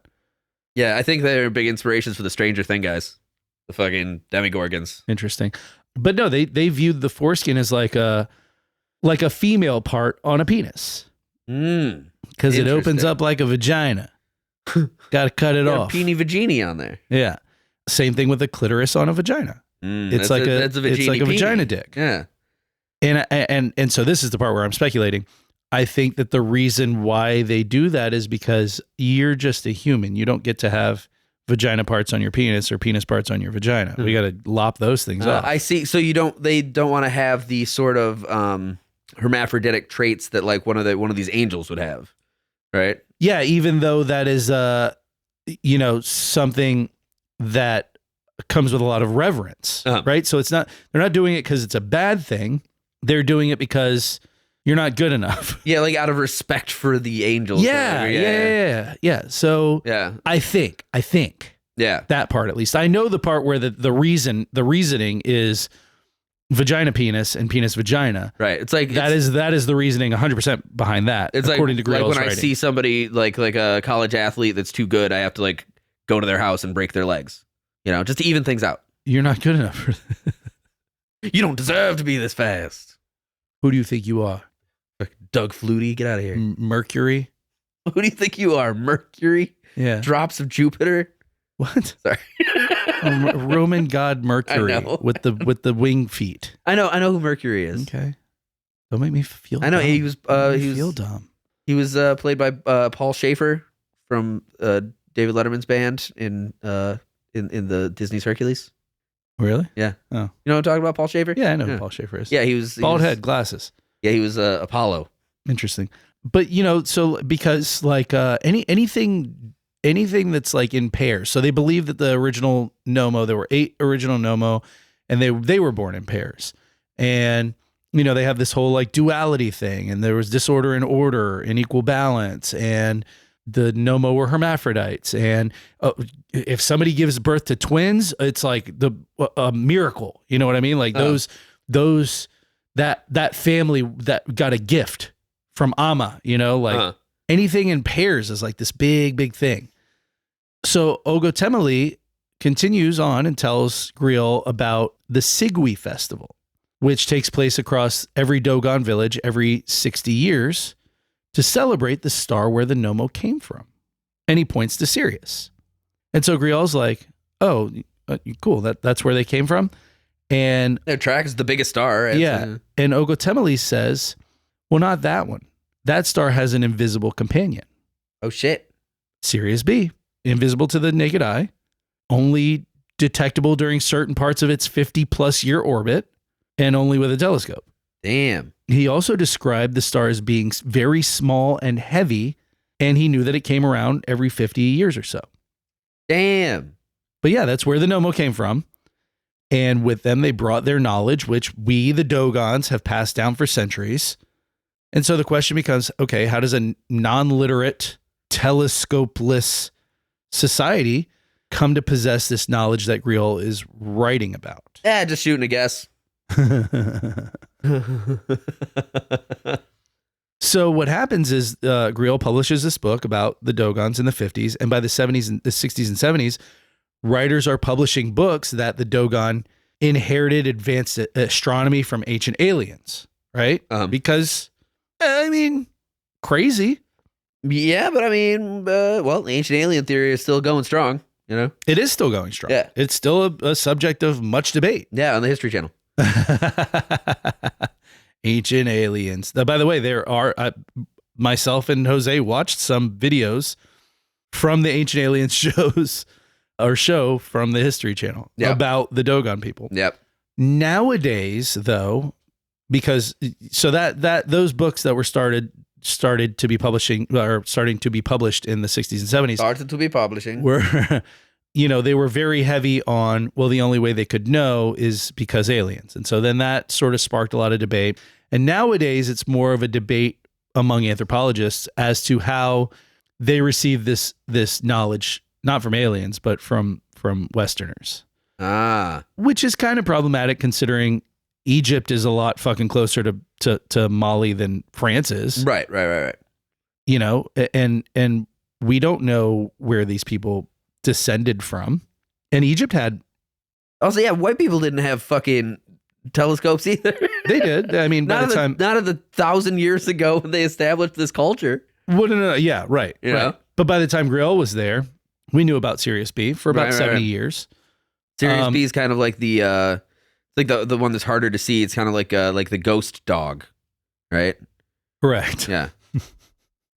Forrest Whitaker of celestial bodies. It's like the MTV2 of space. You only get it if you have the right cable package. Right, yeah. You still don't get Kurt Loder with that one. Like I said, Egypt had a lot of knowledge about the cosmos that we still can't explain. So if there was even one person in 1,000, that information could have been, now it's 400 to 800,000 people, but in the 30s it was less than that, and in the 1300s when they came here, I would assume it was even less than that. So how many people do we need that were descended from? First of all, we don't know where these people came from. Egypt is not that far away, right? So how many people do we need that have previous knowledge from, say, Egypt? I'm just using that, or Sudan, or wherever. in order to sort of have this from that era. Like how to pass it down again and again and again. Right. Yeah. Well, I mean, also, Because bunch of goat herders on the plains are probably going to tell the same stories a lot. Yeah, and Ogotemeli's saying we've had this knowledge for all of our time. Yeah. Centuries. But like I said, the nowadays the anthropologists are sort of arguing over, well, how do they get this knowledge from Westerners, right? Specifically, the arguments are that Sirius B had already been known to the scientific community for about 70 years, like I said, before Griol went to Mali. Also, Mali was under French colonial rule at that time, and there had already been Dogon contact with French traders and missionaries and government officials and French soldiers, all pretty well documented for years, right? To me, that seems strange because what interaction with a French soldier are you going to have? Because this was all sort of passing interactions. It wasn't like, administrators or soldiers were going and just hanging out in fucking in Dogon villages like Griol was. Right. So what passing encounter are you going to have where, the soldier's like, well, what do you got there? Oh, you're going to go trade some goats? Okay, cool. Hey, what do you think about the sky? You see that star over there? Well, let me tell you about that. No, it's just a weird conversation. Obviously, you catch each other's eyes, flirt a little bit with separate languages, but then over the course and you of lay a couple down on the of weeks, plains. Then you're on the plains, and Yeah. you make sweet, sweet love Right. there on the savannah, and then, when Yeah. you're laying there, you don't understand each other Still fully, wrapped but in you understand post-coital bliss. You understand the language of human emotion, Mhm. Yeah, that's the other thing is there's a language barrier too. Yeah. So that doesn't make a lot of sense. To me, it took Griol 25 years of going back and forth to really break through and get a lot of this information. And the argument, Well, there's the problem. He wasn't banging any of them. the argument, we don't know that actually. You gotta lay on the grass. That's and not wait. That's where you get the information. He was there most of the time he was there. He was with Germaine Dieterlin, who was his female student. So For 35 years. 25. Yeah. His wife was back home, but he was out there with his student. Been a student for his 2 wife's decades. like, when is she going to graduate? It's not that kind of class. How long does it take to get an anthropology degree? You haven't taught in years. God How is damn she it, still your Marcel. student? Every time we go for months, it's 1 credit. She still needs 60 to graduate. Yeah, no, it's like, so that doesn't make sense entirely, but we also can't rule out completely, and this is another argument among anthropologists, we can't rule out the possibility that Griol's research was maybe not above reproach, right? Maybe he was putting a little mustard on some of this stuff to make the Dogon people more interesting. Yeah, maybe get some more funding, maybe just get awareness of them as a people. Maybe you get to sell more books. Yeah, maybe you get funding, a little bit more fame. get his fucking research recognized. Yeah. I mean, maybe the Dogon people weren't that fucking interesting. And he's like, God damn it. Those fucking goat people. But what if I say they were brought here by aliens? Another argument is that if this was ancient knowledge passed down for centuries, why do some accounts and descriptions vary from village to village, right? Why isn't it all uniform, like the constellation shit? Right. You know what I mean? Why isn't this all uniform? Because you look at other religions, say what you will about Islam and Judaism and Christianity, it's all pretty uniform. They got a book. There's the book. Yeah. There's all the things. They're all in there. I don't know, ish. Like the variance on language and stuff is always huge. The different translations, things get lost in translation. Yeah. Things get lost very, very heavily in translation. Yeah, Scarlett oftentimes. Johansson, Bill Murray. But we were talking. I fucking knew it was coming, and I tried to we push brought past. this up. Yes, or I brought it up yesterday. Yeah, we talked about this. Like my daughter is ostensibly a Christian. She was raised Christian. I'm not, but her mom and stepdad have a Christian house. So Charlie comes up as a Christian or a Baptist. I They think feel like they have like a yes ma'am, yes sir house. Yeah, they kind of. Yeah. Her stepdad's a military guy. He's not a bad dude. You know him. I know. Yeah. I know. But he's not a bad dude at all. He's not a bad dude at all. It's definitely a little. He's a little weird for a little freaky little queer kid with fucking purple hair, but which I think is great. Personally, I'm like, yeah. You're talking about your daughter, not my her daughter, stepfather. yeah. Yeah, No, I know. no. Yeah. Just to clarify for the listeners. My daughter is without being too open about her life, is a little on the rebellious side for a teenager, and I think that's fucking She's rad. 14 years She's old. 14. I think the right amount of rebellious. She skateboards, and she's fucking cool. The correct amount of rebellious. Yeah, she's a dope ass kid. But so she was raised in a Christian household, and me trying to describe to her, because she'd never heard of like the Sermon on the Mount, which I think is pretty fucking important for being a Christian. It's real important. It's only all of the tenets of being a Christian. That's the one with the Beatitudes. Yeah, blessed exactly. be the, insert here. Blessed are the peacemakers, blessed are the meek. Yeah. The meek get the whole earth. They get to inherit the earth. Yeah. Which is nice. The meek don't get enough. American Christianity. That's a Life of Brian reference. That's good. Do you remember that part? Blessed are the cheesemakers. Oh, that's nice. The meek don't get enough. Or always says something along those lines. I love that shit. I should watch that soon. Actually. Yeah. No, I was just we were talking about it, and like she had heard like different variations on the tenets, but like not like the direct verbiage when it's like there's more chance of a camel getting in through the eye of a needle than a rich man entering heaven.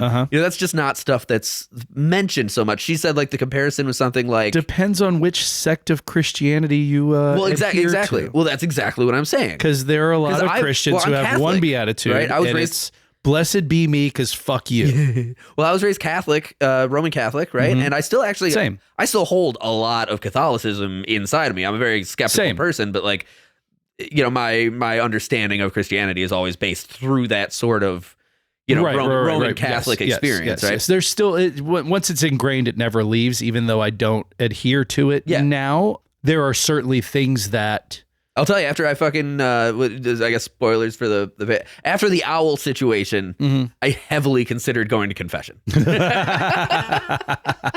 Hell yeah, I really did. I was That's like, we gotta fucking fight this magic with my own magic. I got some shit to do. I still might.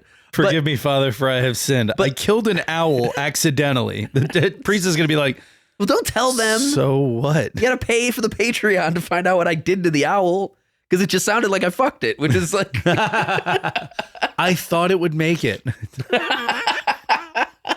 They lay eggs. Had those big eyes. It's very seductive. It's about the same dimensions. It was like, who, me? No, but anyway, so like...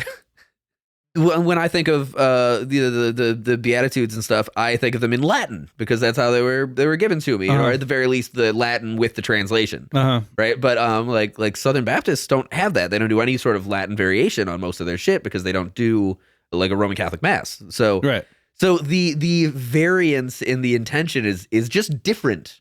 The it's easier for a camel to pass through the eye of a needle is kind of translated into some shit like. Like the rich must be charitable, Correct, yes. Which is not... I don't know that there's another way to translate that. That's a different thing. I don't know that there's another way to translate that, though. You know what I mean? Yeah, well, I mean, there is. There's the one that's like, hey, you can't be rich and get into heaven. The other one's like, if you're rich, you gotta be nice about it. Different. One's give away all your shit. The other one is like, you give away some of your stuff. It'll be fine. Yeah. Well, I think the translation is give away enough of your stuff that you're not rich anymore. Yeah, it's very much a normal person. Yeah, just be normal. Just be a normal guy. Share. Yeah. Don't hoard your wealth like some sort of fucking monster. What a fucking socialist that Jesus was. Yeah, Liberal. Like washing people's feet. What a creep. Whoa. You got to pay for that. So, yeah, I mean, translation stuff is difficult, especially, I don't think the Dogon people, probably similar to any other culture with language, has idioms that are pertinent to sort of the way that they live in their culture and their religious practices and yada, yada. Like every language, every culture has idioms and sort of proverbs and stuff like that. And I used this example yesterday. If somebody was here from a vastly different culture with language barrier and everything else, and they're trying to learn the language. I think you said Mongolian. I did say Mongolian. I said, let's say somewhere far east. Let's say Mongolia. A Mongolian guy is here, and he's trying to learn the culture, trying to learn the language, yada, yada, yada. And, Riley's outside on a skateboard, and he wipes out. And I go, oh, no, he just ate shit. That guy's going to go, he what? Was there shit on the street? Did his mouth open up right on it? What? How did he eat shit? It's like in Borat when Borat's driving around and somebody cuts him off and he goes, "You fuck my mother, I eat your shit." Yeah. So I mean, yeah, that's there. That can't exactly like rule that out as a possibility in some of this stuff. So I did leave this little bit for the very end because this is possibly pertinent to whether we feel that aliens came down and gave them this sort of astronomical information, or if the Westerners or somebody, we posited a third option, which is Egyptians, that they found this out from a human-based source or a space-based source, right? I think it's pretty obvious that before Jesus ascended, and before he went to Utah, he took a quick stop at in Africa. What, is there a Home Goods there? Is that where he got the plates before he went to Utah? Hey, I got these plates for you. He just stopped in real quick. He's like, hey, just want to tell you guys up there. There's a Home Goods down the street. I got to grab some plates before I go to Utah real quick. But I wanted to tell you something. You see that star? Like just like John Smith or whatever his name is. Joseph Smith? Joseph Smith. Joseph Smith is like coming around a corner. He goes, Jesus, what are you doing here? Oh, I got these plates for you. Hey. Okay, so this is, like I said, possibly pertinent to where we decide where this knowledge came from, right? Now, per Marcel Griol's writings, the Dogon believe that the brightest star in the sky, Sirius, which they call Sigi Tolo, which means star of the sea. So Tolo means star. Right. It means star of the Sigwi, right? And we're going to get into the Sigwi festival here in a second, too. They believe that Sigi Tolo has 2 companion stars. What? Po Tolo, which is the Digitaris star. Digitaris star, cool name. That is a cool name. And the Emeya Tolo, which is the female sorghum star. Ah, not as good a name. They believe that there was this, this Digitaris star that was real heavy and dense and dark, and then Emeya Tolo was like a little bit bigger, like red companion star, right? Red star, huh? Yeah, there were also accounts of the Dogons knowing about the rings of Saturn and the moons of Jupiter, and obviously this gets hashed out for 80 years now at this point. What about drops of was it drops of Saturn? Drops of Jupiter. Drops of Jupiter. They did not know about trains. Wait, no, that's Goo Goo Dolls. No, that's train. Wasn't it the Goo Goo Dolls? Nope, train. Drops of Jupiter? Drops of Jupiter. Give up forever. Is that the one? I don't know what the name of that song is, but that is a Goo Goo Dolls song. Iris. It's Iris. Okay. Is that Iris? I was fucking up Drops of Jupiter and Iris. Yeah, I was thinking Slide. Why don't you slide that one? You know what I was listening to? Hey, I'm gonna let it slide. Yeah, just like that. I was listening to fucking Glisten or Shimmer by the Fuel. You know that one? Is that the In My Hands Again? My hands again. No. Shimmer is the shimmers in this world is sure to fade. So far away from you to hold, far away. I listened to that song like 4 times in a row. So bad. Yeah, I was seasonal depression. Does seasonal depression make you like songs that are bad? Kinda. Yeah. Oh, okay, cool. So there was one argument where a historian by the name of James Oberg had this argument. All right, this is a quote. Quote, "We have in the Dogon information a predictive mechanism which it is our duty to test regardless of our preconceptions. One example, if a Sirius C is ever discovered and found to be a red dwarf, I will conclude that the Dogon information has been fully validated." Yeah, I mean, that tracks. This is referring to Griol's reports that the Dogon knew of another star in the Sirius system, the Emeya Tolo, right? Which they described as a star larger than Sirius B, but lighter and dim in magnitude. In 1995, gravitational studies showed a possible presence of a brown dwarf star orbiting Sirius A, which would be a Sirius C. Serious situation. With a 6-year, situation starts with an S, Serious conflict, serious kerfuffle, serious with a 6-year orbital period, right? Now they've done a more recent study using like more advanced infrared imaging, and we've concluded that the probability of the existence of Sirius being a triple star system is pretty low, but it can't be ruled out because the region within 5 astronomical units of Sirius A hasn't been covered. Presumably, we don't have the technology to get in that close. Right? Now, 5 astronomical units, just so everyone's aware, because most people are like, what the fuck is an astronomical unit? What is it? It's close to 20,000 miles, a little over 20,000, 20 million miles, right? So no, it's not that. It's more than that. Anyway, it doesn't matter. It's just shy of 100 million miles. That's what it is. So 5 astronomical units, right, is the equivalent of about 465 million miles. I'd walk 500 million miles. 465 million. 465 miles if I could just see. Seriously, diddly-doo, bang-diddle-diddle. And I would walk 465 million miles, and I would walk 465 million more. Just to be the man who walked 1 billion. A lot of miles through space somehow. To fall down at your door. Saying 465 million miles doesn't really register in most people's brains. Okay, so for comparison, the Earth to our sun is about 149 million miles, right? So 3 times the distance from the sun to the Earth out from Sirius A is not. It's a lot it's a lot of space. That's a lot of space. It's a lot of space. As Billy Bob Thornton said in the movie Armageddon, it has a big ass sky. I use the Earth as a reference point because I don't know how much you've ever looked at. It's the only thing that we can use as a reference point. Well, if you've ever looked at like an orbital map of our solar system. I've looked at an orbital sander. Every single person on Earth has. That's not true. That's not true at all. Bunch of weak pussy bitches out there that haven't seen an orbital sander. Fucking Dogons. Have you ever seen an orbital sander? Idiots. Bitch. Tell me about the stars. Can't fucking sand a table, dummy.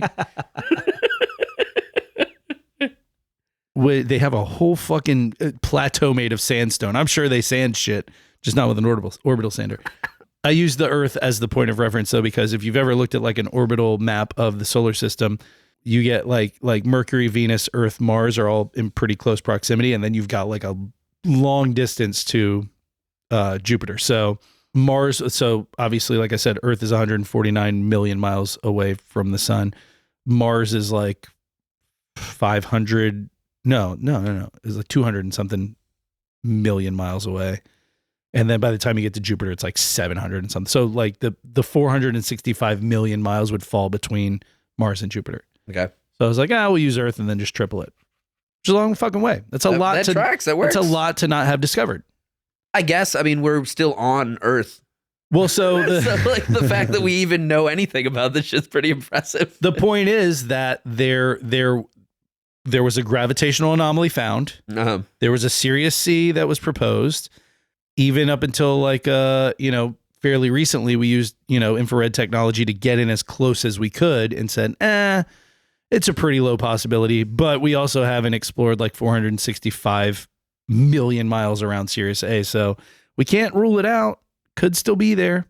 But if that's ever confirmed, that's going to throw this whole debate into like holy shit land. Yeah, it'll be like, well, these guys obviously.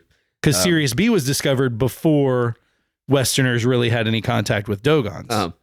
But if they're going, there's another one up there, And then now in 20, like, okay, you guys fucked around with some hermaphroditic fish, frog, alien angels. Yeah, I don't know, man. I don't, before the last few weeks, I would have probably said, that's silly. Somebody told him at some point and just, but now. Well, now I'm like, well, God damn it. sure. Maybe aliens did come down and tell them some shit. Yeah, and maybe there's some fucking lizard people running some other shit. I don't know. Can I be honest with you? if I found out right now that aliens came down and told them that, it wouldn't even be the most surprising thing I heard this week. I wouldn't be even mildly surprised. Yeah, I would just be like, yeah, that's if legitimate, like it's sort of working out to be one of those years. bro, I got it. If the president of the United States stood up and unzipped his head and had a fucking dinosaur face, I'd be like, oh, okay. I mean, fucking that actually, Yep. that kind of tightens some stuff up now that I'm like, I'm a little more on board with that than some of this mystery we've been having. It was like we're opening up all the portals to Agartha. And it's like, fuck it. Okay, yeah. Rock and roll. Like, oh my God, Earth is hollow? Fuck. And flat too. Let's just do all of them. Let's just do all of them. Flat and hollow. Flat and hollow. It's like a fucking, like a Zildjian symbol. You just get a big fucking bump. Yeah. Exactly. You get it. So yeah, at this point, I'm just like, fucking maybe I would, if I was a Dogon and it was confirmed, like, hey, yeah, aliens gave us this, I would honestly feel a little put out. Like, now everybody knows. No, I'd be like, brother, I live in a house on the side of a fucking cliff. You couldn't have given me more than star stuff. I live here. I don't live in the stars, dude. Like PlayStation, maybe? Yeah, right. Hey, we got fucking out here with alien contact before we got GTA 6. The millet and the goats. Yeah, Great. I got to fucking deal with goats. You got a goat simulator. I got the real thing over here. We get fucking aliens. We are going to get aliens before GTA 6. GTA 6 is never happening. It will. It's like we're going to find out when GTA 6 is released that is actually the program that runs the simulation for Earth. And we'll start playing it and we'll just be playing ourselves, playing the game, and everything's going to just sink into a fucking... I'd like to play other people. I'd like to be able to play you and like on my TV, like make you run past my house and then look out the window and you're running past my house. I'm like, got him. You just start playing it, and it's just going to be a simulation of you playing the game, playing a simulation of you playing the game, playing a simulation of you playing the game, and every time you try and X out of it, like it doesn't work. It's just you doing that in the game. Like, Oh, no. Well, with that, if you like this episode and you want to let us know, get on whatever you're listening on and give us 5 stars. If you're on Apple Podcasts, leave us a review. That means so much to us on the business end. If you're on Spotify, leave us a comment. Speaking of which, we're a business now. Yeah, we are. If you're on Spotify, leave us a comment. Also is a very heavily weighted thing just in terms of visibility, right? Other people looking for podcasts. If you just bump us up, that just puts us in a higher tier for people to find us. If you have the internet and you were just on your phone doing that, like go ahead and tap on that Instagram app and look us up, Delete Everything Podcast. Give us a follow. Check out some stuff on there. You'll see videos of us doing dumb shit. You'll see pictures correlating with all the episodes, and you can, I don't know, contact us through there if you want to. Also, Patreon, man. Patreon is fun stuff. You should join us. There's like 70. Join us. There's like 70-ish episode back catalog, and we put out a new episode every single week. They're about 45 minutes long, and they're a little more casual. They're not so dense. I mean, like what? The one that's coming out this week, we just talked about the owl curse. And yeah, that's information heavy, though, because you were, it's my last will and testament. I'm going to die. Slow descent into madness, disease, and death. I'm sick right now. Yeah. And frankly, kind of losing it. And I don't like that the owls have considered me a part of your family because they're making me get into car accidents and you're in and making our goddamn podcast erase itself. Fucked. Need to carry iron nails, and you got to keep saying the magic words. But if you want to know the magic words, hey, can you spot me some iron nails? No. If you want to know the magic words, just tune into the Patreon. Oh yeah. There's some fun magic words. I will drop this little spoiler. It's Jamaican. There's a Jamaican saying to get rid of an owl curse. No, is it specifically owl curse or just it is for curse? Owls mostly, but also some voodoo stuff in there. You know, but it's just like a protective thing you can say that is ridiculous. I've been screaming it. It's pretty funny, and I do it in a Jamaican accent. So enjoy. Anyway, bye. Bye.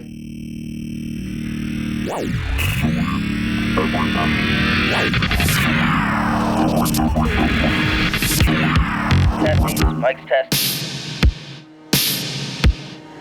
He was putting a thumb in my ass.